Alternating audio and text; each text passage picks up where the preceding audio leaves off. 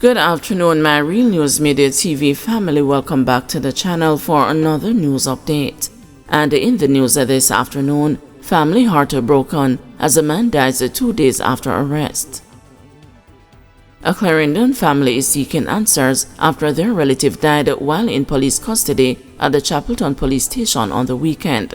The family is alleging that 33-year-old Rakima Bravo, a farmer of Irongate in Chapelton, who had a history of mental illness, should not have been detained in a regular cell and should have been specially monitored by cops after his detention on Saturday.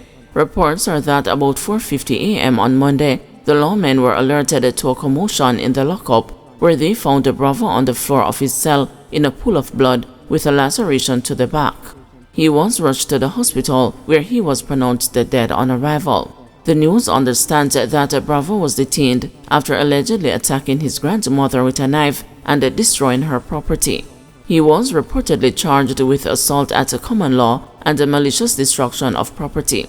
Dudley Williams, Bravo's uncle, broke down on Monday as he spoke about the tragedy that befell his family. Williams acknowledged his nephew's struggles with mental illness, which he believed contributed to his detention.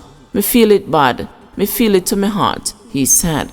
Williams argued that although Bravo had a history of physically attacking his grandmother, considering his struggles with mental illness, it was misguided to take him into police custody.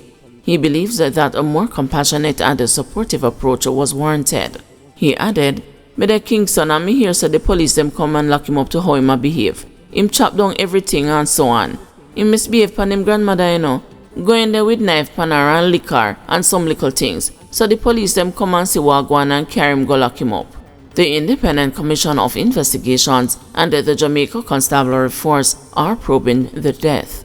Indicom said it will be probing whether there was any negligence in the actions of the police officers which resulted in Bravo's death. Since the start of this year, Indicom commenced the investigations into 9 deaths in custody incidents, of which 3 occurred at a police station and 6 within the precincts of a correctional institution. It also launched a probe into reports of a fatal police shooting in the corporate area yesterday evening. According to a 2019 report, 313 mentally ill people were locked away in correctional institutions across Jamaica. A 2014 study found that approximately 18% of the Jamaican prison population had a mental illness, which is 4 times greater than the rate found in England and Wales. Widow denies knowing if husband was a coke's accountant. Dr. Claudette Clark, the widow of accountant Keith Clark, on Monday denied personally knowing convicted drug lord Christopher Dudu's coke and whether her late husband did any private accounting work for the former Tivoli Gardens strongman, who is currently serving a 23-year sentence in a federal prison in the United States. Dr. Clark also denied knowing whether coke used the aliases Omar Clark and Clarky in May 2010. Dr. Clark was continuing her testimony in the Home Circuit Court in Kingston during the trial of 3 Jamaica Defense Force soldiers who were charged with murder in relation to the May 27, 2010 shooting death of her husband inside his home at 18 Kirkland Heights in Red Hills, St. Andrew. The 3 soldiers on trial are Lance Corporals Greg Tinglin and Odell Buckley, as well as a Private Arnold Henry. On Monday, attorney at law Linton Gordon, who is representing Private Henry, continued his cross-examination of Dr. Clark, which he started last week, asking if she was a reader of any of Jamaica's 2 national newspapers and whether she knew of Dudu's prior to May 27, 2010. In response to the question about the newspapers, Dr. Clark said, "Not every day, sir, whenever I can. I watch news on television and listen to the radio, only when I am in my car, sir." In relation to her knowledge of Dudu's prior to May 27, 2010, Dr. Clark said, "I would have heard his name on the news. As time went by, I learned that his right name was Christopher Coke."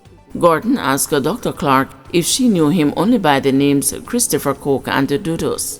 "As far as I can remember, sir," responded Dr. Clark, who was then challenged with a follow-up question, which sought to reveal if she had knowledge of her husband doing private accounting work for Coke. "Are you aware that Keith Clark did private accounting work for Dudu's?" Gordon asked, before inquiring about the possibility of her husband also doing accounting for Dudus's late father, Lester Jim Brown Coke. No, sir, I am not aware of it. I know he worked for 2 companies, and as far as I know, this was the case from when we met, she replied. Gordon then shifted his focus to Clark's mode of dress when he was killed. You gave evidence that Mr. Clark did not have on a shirt. You said you saw him enter the room and went on top of the closet. Was he wearing a shirt at that time? Gordon probed. I know he usually sleeps without a shirt, but I can't recall if he had on one that night, sir, Dr. Clark answered. Gordon then suggested to Dr. Clark that her husband was not wearing a shirt when he went on top of the closet while the security forces swooped down on their house in search of Coke, who was wanted in the U.S. on drugs and weapons charges. I suggest to you that Mr. Clark had no shirt on when he went up into the closet, Gordon said. That's your suggestion, sir. I don't remember, Dr. Clark replied. Have you ever told the court that he had on his shirt? The attorney asked. Maybe I did, but I don't remember, Dr. Clark said. Gordon then suggested to Dr. Clark that on a previous occasion she had told the court that her husband had on a shirt and also that he was clad in a pair of briefs.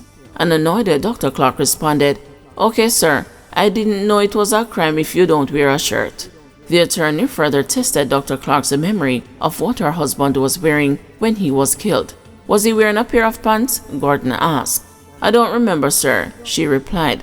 This led Gordon to suggest to the witness that she never saw what her husband was wearing because she was in the bathroom hiding and could not see.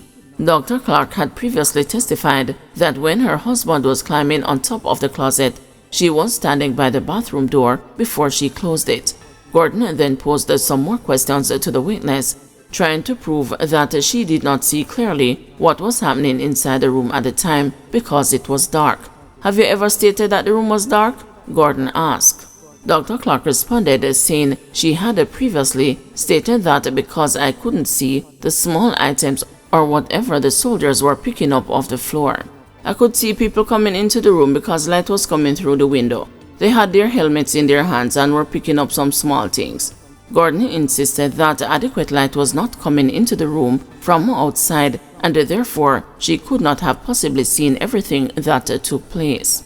I am also suggesting to you that the dresser and curtain at the window blocked any light coming through, he said. Dr. Clark disagreed. Gordon suggested to the witness that her husband, who was of dark complexion, was wearing black pants and was not wearing a shirt when he climbed on top of the closet. That is your suggestion, sir. I don't remember, Dr. Clark responded.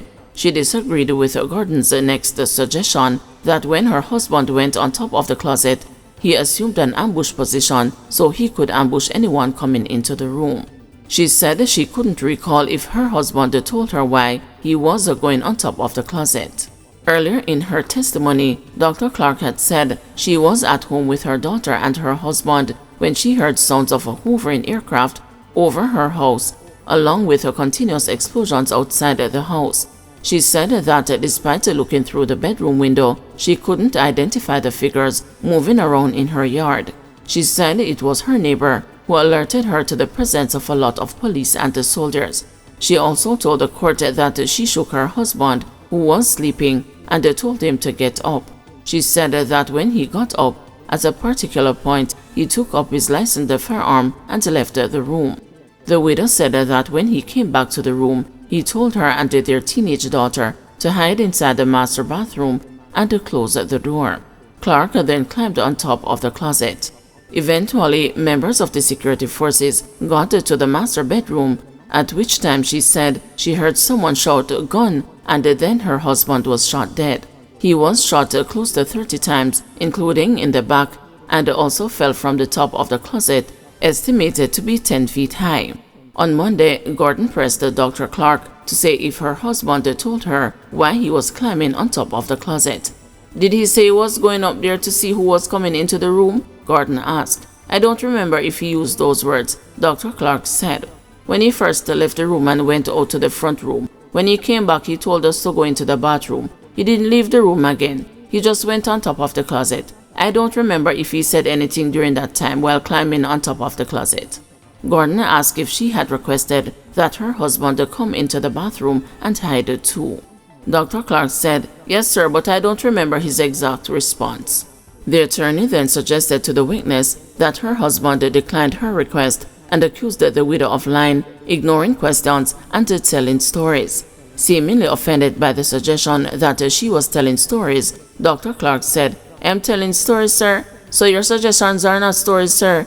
I don't know if he said he was declining. He just went on top of the closet and we closed the door. The trial continues today. Guys, thank you for watching. See you this evening at 6 p.m. for another news update.